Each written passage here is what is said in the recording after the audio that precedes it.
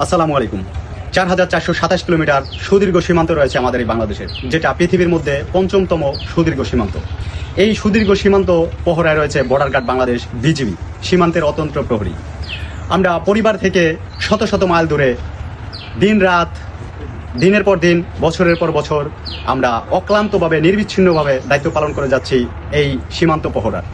ভুল ত্রুটি হতেই পারে, তাই বলে কি, যেহেতু আমরা মানুষ, আমাদের ভুল ত্রুটি হতেই পারে, তাই বলে কি সকল ভুলের বিচার হবে সোশ্যাল মিডিয়ার আদালতে? এটা কেমন বিবেক? আসলে আমরা মানুষ মাত্র, ভুলের ঊর্ধ্বে কেউ না।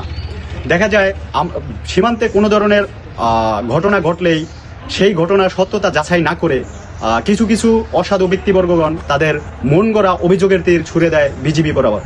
আসলে বিজিবি তাদের দায়িত্বের ভারে বা দায়িত্ব পালনের ক্ষেত্রে আহত হয় না বা ক্লান্ত হয় না। ক্লান্ত হয় সেই সব ব্যক্তিদের কারণে যারা ঘটনার সত্যতা যাচাই না করে সরাসরি মিথ্যা অভিযোগের তীর ছুড়ে দেয় বিজিবি বরাবর। আমাদেরকে বাহবা দেওয়া দরকার নেই, আমাদের বিজিবি নিয়ে প্রশংসা করা দরকার নাই, শুধু বিজিবিকে নিয়ে মিথ্যা গুজব ছড়ানো বন্ধ করেন, তাতেই বর্ডার গার্ড বাংলাদেশ, বিজিবির প্রতিটা সদস্য তারা তাদের দায়িত্ব পালন করতে উৎসাহ পাবে। কেউ যদি আমার কথায় কষ্ট পেয়ে থাকেন, ক্ষমা সুন্দর দৃষ্টিতে দেখবেন। আসসালামু আলাইকুম।